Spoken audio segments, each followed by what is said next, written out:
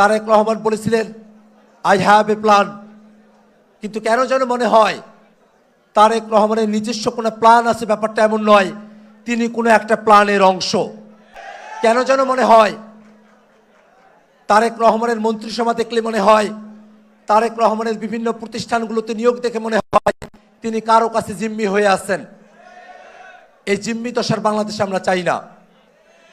24 অভ্যুত্থানের আগে পর্যন্ত শেখ হাসিনা বাংলাদেশকে ভারতের কাছে জিম্মি করে রেখেছিলেন।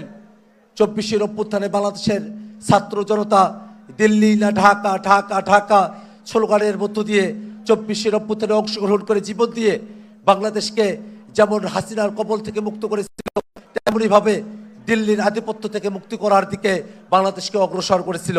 ঠিক এখনকার এই সময়ে বাংলাদেশের প্রধানমন্ত্রী জনাব তারেক রহমান তিনি কারো কাছে জিম্মি হয়ে থাকবেন? বাংলাদেশকে কোনো একটা ভিতরগত শক্তি, কোনো বহিঃশক্তি বাংলাদেশকে পরিচালনা করবে। তিনি তার মতো করে বাংলাদেশকে পরিচালনা করতে পারবেন না। তিনি দেখাতে চাইবেন এক, কিন্তু তার প্রতিষ্ঠানগুলো সাজাবেন আর একভাবে।